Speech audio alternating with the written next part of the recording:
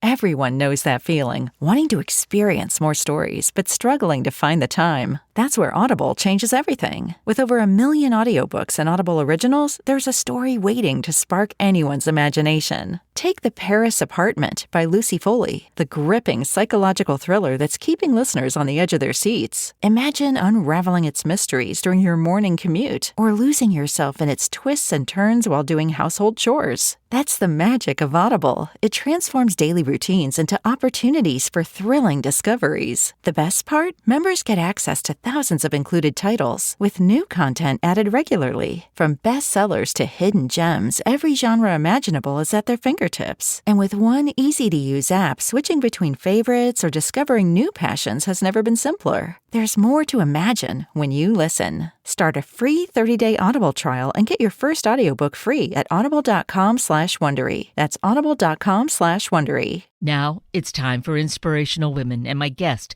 Rosemary Grant, an evolutionary biologist who did much research with her husband, also a biologist, in the Galapagos. In these years, they had 2 daughters who also participated in the journey and had their interesting life lessons. Rosemary has written her memoir, 1 Step Sideways, 3 Steps Forward, One Woman's Path to Becoming a Biologist, and it contains a wealth of observations and philosophical thoughts that can serve us, any of us, in our own life. And Rosemary joins us this morning.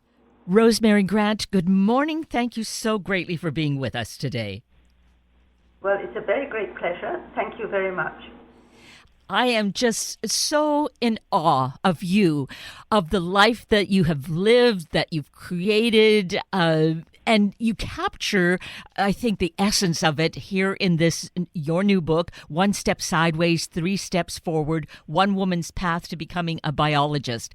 And it is just such a captivating read. I dare say that it's something that all of us should read to really kind of see how we can live our life to its fullest and balance things out, because it seems that you've done that so masterfully.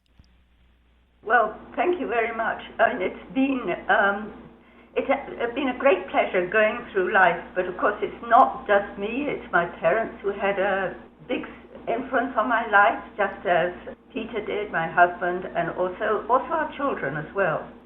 And what I really wrote the book for is so many people who've had slight difficulty instead of going straight from school to university, or master's degree to PhD, have had difficulty taking this long, straight path. And so it's really for them that I wrote the book, because I've been asked so many times to talk to people about this. So you've just said so much about what I feel can make such an impact on all of our lives. And so beginning with your parents, and I thought about how you've evolved to the woman that you are, being curious and wanting to do the research that you do. And as you said, you owe it to your parents, because they were so engaged in your life, and your brothers as well, in how they really guided you and made you aware of your surroundings. It feels like that's such an important thing for parents, and you carry that on for your daughters, for parents to really have that engagement. Yes, I very strongly think this, because it's things that happen early in life that have such an impact on you later in life, just your ideas and the way you approach things. And also I think I wanted to bring out in the book as well that it was other people like this man who came and did the gardening, helped my mother with the gardening, and Jerry Swindlehurst, people who had never been to school and yet were incredibly intelligent people and very, very bright. And I found it very fortunate to meet so many people in my life who have been like that, and who I think we probably don't appreciate enough. Which really feels like this philosophy that you embrace about life, about our having this appreciation, cooperation, feeling that we can engage with each other, that each of us is important regardless of what it is we do in our life, when we are like the expert in that field, to really acknowledge and appreciate that. Yes, well, that's what I hope to get across that, because it really has influenced me very, very much. And also, Peter, my husband, I mean, we've been very fortunate to meet people, extraordinary people like that, people who were fishermen in the Galapagos, people who took us in boats to these uninhabited islands. And at the beginning, without really a compass or just a tiny little handheld compass, and they had to negotiate and find these islands, and they would put their finger up to the wind or put their hand in the sea to test the currents to find some of these islands, like Henabesa, which is, and lots of boats really miss that island because it's very low. But there were some fishermen who always went with, who got it dead on every time. It is that kind of thing to really feel a part of the earth, of the planet, feeling a part of nature, as opposed to thinking about conquests and conquering, that living in harmony with nature, I guess, is what it is that you started with at a young age, and it's just followed you throughout life. Yes, I think I've been very lucky, yes, and I think that is absolutely true and absolutely so. And then we had this wonderful experience meeting people in the Amazon rainforest, and also in Nepal with this wonderful man we went hiking with, Passon Sherpa, and just Peter and I and him, the three of us, for 3 weeks, I think it was, altogether, which was absolutely wonderful. Again, people who have such terrific knowledge about, as you say, about their country, the habits of the birds, the plants. It's just wonderful meeting these people. So, a little aside here, perhaps it's one of those sideways steps that you've encountered in your life. Thinking about that experience, and you say how lucky you were, to meet up with this guide in Nepal and have the experience of hiking. How much of that do you feel is being open and receptive and being aware, as opposed to having preconceived notions and therefore not really being able to embrace what is right in front of us and appreciate it? Yes, I agree with you. Yes, I think a lot of it is, well, from their point of view. I think these people are very curious. The people I've met, they're very curious. They want to understand it. They associate things together and come up with brilliant and often correct ideas. And of course, it's never written down. I mean, I remember coming across this first of all when I think when I was a very small child, and I describe it in my book, this incredible man who had been my father's classic teacher. And he came when I was very small, but I got on with him very well. And he explained to me about how a person in ancient Greek had measured the world. And I thought, well, I've seen these stone circles, but people did this and understood the solstices and were able to measure the time when the solstice came. It was never written down. So how many people in the past have thought of these things? And it's never been written down. So I wonder how many times we've reinvented the wheel sometimes. Exactly. That is so true. And that's why I think part of it, now that we do have ways of keeping track of this, but maybe parts of the world still don't do that sort of thing, and there is that reinvention going on. But for you to write this, having had a long career, balancing your career in academia, in research, with having a family, and I think instilling this into your daughters as well. It feels like, that gene has kept on going, and I dare say they've passed it on to their children too. Yes, I think very much.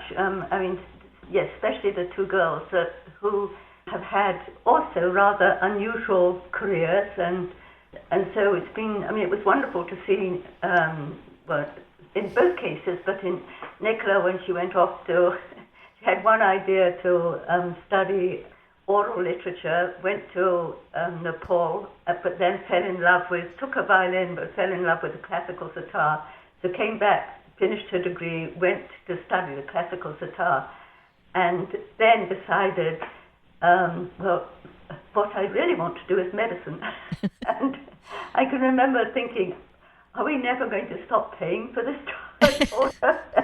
But not really, because, yes, she then went on to become a very good doctor. And she, I think like me, she has said that all these experiences that she had has actually made her a better doctor. You know, the sort of many steps sideways that she took through music, through oral literature, through staying with people right out in Nepal, very far from Kathmandu, never been to school, but had this wonderful oral literature.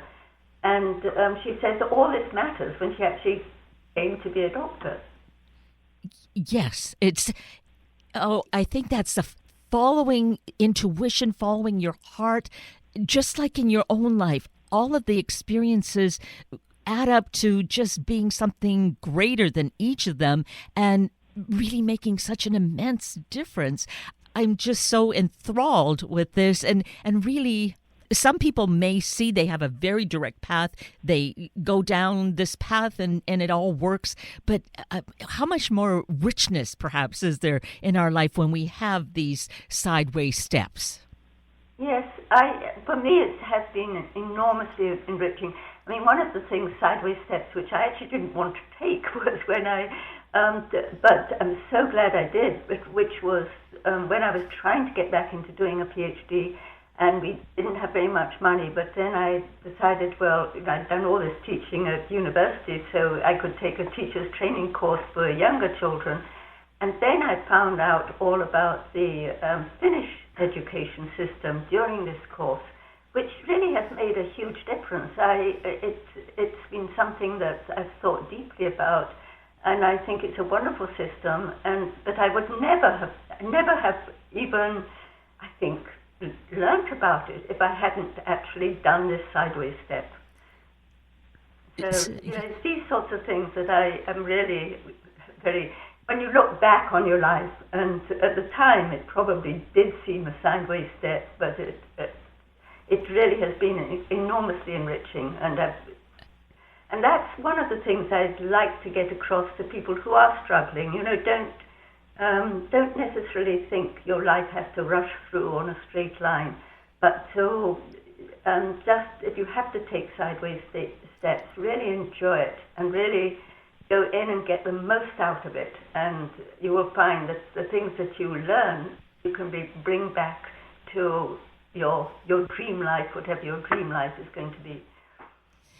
And then when we look back on it and see that entire tapestry, perhaps we see how all of it, as you discovered, you know, going into that year of teacher training and then teaching younger children, how those are invaluable experiences, but one can't necessarily plot that out.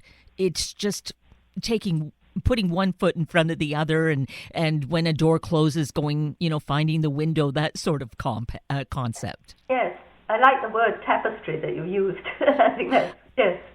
Well, I have to acknowledge it comes from a children's story from years ago that I found that had to do with a tapestry in our life, and it's a wonderful Asian tale. So just as you were discussing this and thinking about your book, Rosemary, I thought, yeah, it is a tapestry that's created. Yes, that's a nice way of looking at it, with things weaving in and out and different colors coming together, etc. Yes. Yes, indeed. Yeah. And here with your life, probably growing up in England, in the south of England, and during World War II, you would not have had a concept of where you would be today and all that would have happened. However, there was that curiosity, and you just were taking what was there and taking advantage of it, and your parents nurtured that. I think that can't be overstated, how important that involvement is. I agree. I think, and this is what we try to do with our own children, and I know, as you say, our children are doing it with their children. So yes, Yeah. yes, and yes, I'm really very, very grateful to both my parents. They're very different personalities, but they did, as you say, foster our curiosity. Yeah. And the thing too, though, you talk about how it's not that your mother, I'm not sure about your father, but your mother didn't have that experience because she was orphaned, and so she was not able to have that. And so she had a vision. She had this dream that she wanted to create this life for her children. So we can just make that conscious decision and do what we can in our life. Yes, absolutely. And she was an amazing person. As you say, she had really, very little, no background at all. She read a lot. She was very musical. She actually had a lovely voice, and she knew a lot about music. Poetry. She read a lot, but she was also incredibly hardworking because she had to. It was a country practice, a medical practice, so she more or less had to run that as well, to do all the arrangements and appointments and everything. So she was a very energetic person, and but quite amazing, and also very encouraging all of us in our just my two brothers and myself in our very different directions. We all had very different interests.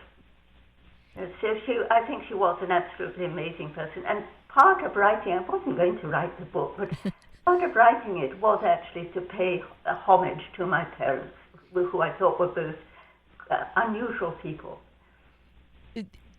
It just felt like this amazing childhood that while there was a war raging, and they certainly were open. I think that's it too. They treated you as human beings, not children to be seen and not heard or pushed aside, that they were just so engaging with you and honest about what was going on in the world.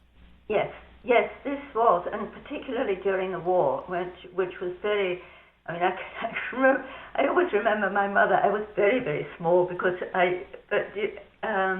so maybe 3, I don't know.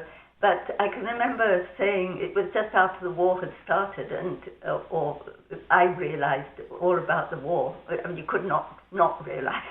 And I remember saying, "What are Germans? Are men with germs?"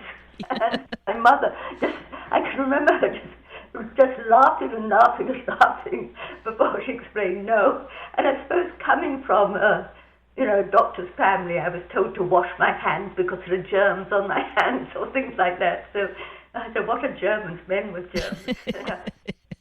Well, the innocence of children and using that as a point of teaching. Yes. Right? Yes.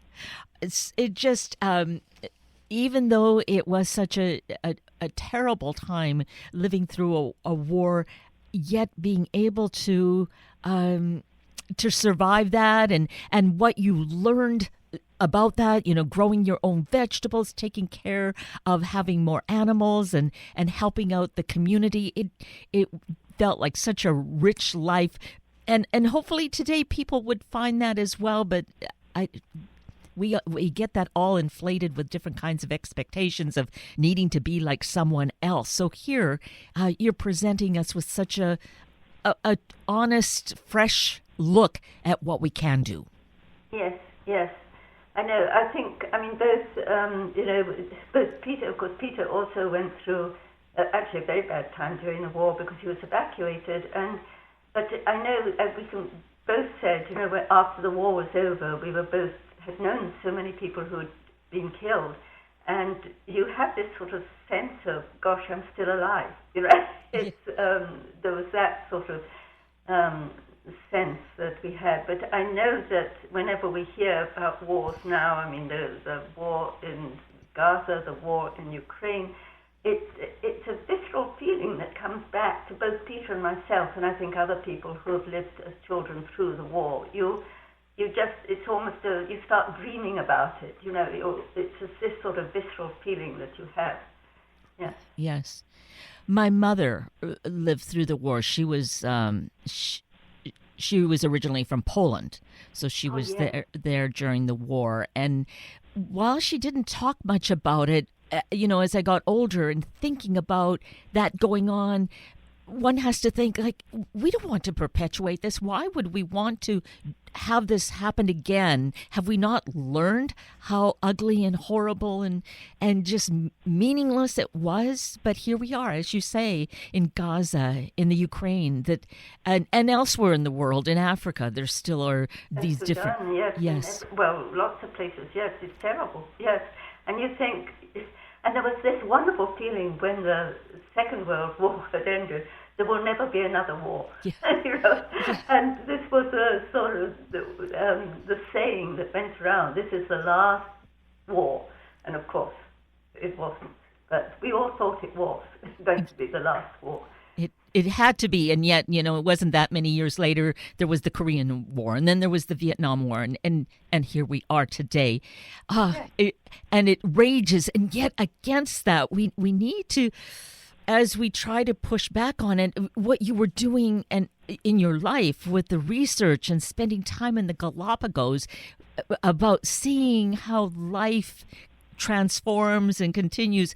That is what we really want to see happening more in our life. And so let's talk a little, if we might, about the experience of being there and returning there for so many years.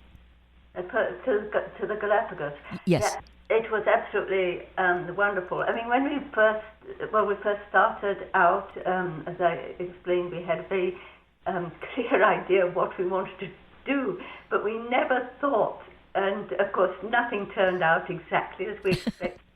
And we first of all, we had enough money to go down for the first year, and then we had to try and get money to go down for other years. But we never thought it would go on for 40 or 50 years. And it's still going on now. But we were thinking of it in small patches, but we would like to find out this, and then we found out that, and then more things happened. And you have this terrific backlog of, and also all the data that you have on every bird that you have actually caught and measured and followed and seen. And you're able to answer some questions, but if by living, I think one of the things I'd like to get across is that actually living on the island with the animals, in a way, you almost start to think like the animals themselves, and then things pop up, and they're quite unexpectedly, and you think, well, why is that happening? And then you follow that. So, for one of the big examples is that this bird that suddenly arrived on an island when all the individuals, this was on Daphne, had been banded, and it was an unusual-looking bird. Where did it come from? And we could have easily just thought, oh, well, it's come from another island. But by following that bird and following its fate and finding out later with the genetics that it was a bird all the way from an island, Hispaniola, in the far south of the archipelago.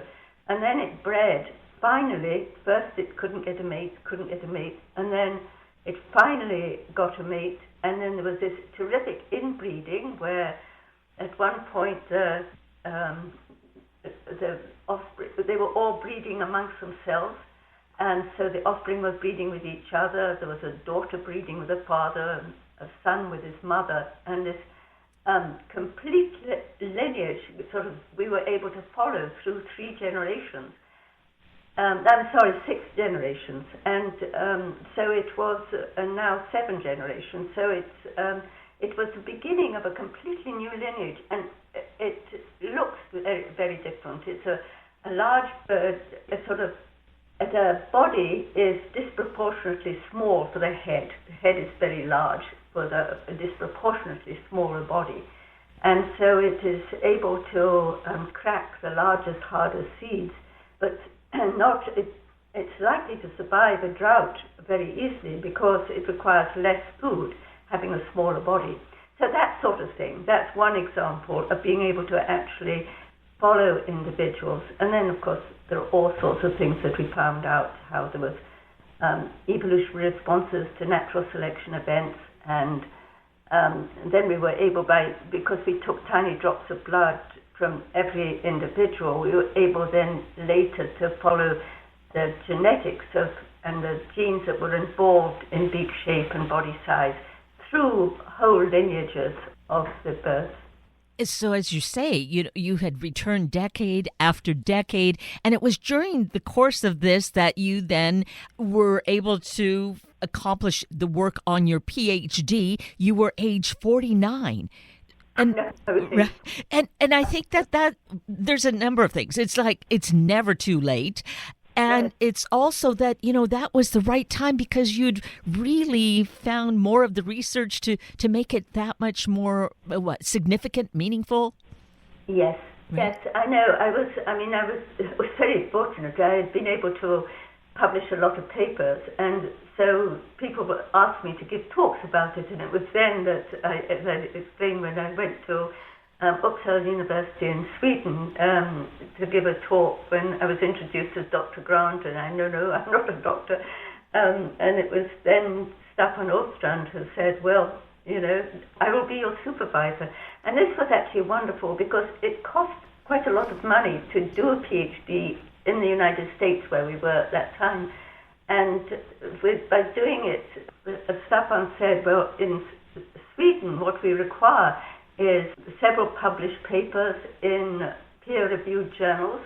And then he just said, well, do 2 more. You have all these papers, put them together, do 2 more, do a couple of exams, and basically, and put in time, which I did, of course, with all these things. But it didn't actually cost any money at that point, other than just being. And so that was a great breakthrough. That was really wonderful. And again, it's just the way of that evolving. You don't plan that, but you have this vision, you want to accomplish this, and then it presented itself in such a perfect way, and you were able to manage it and look at the results.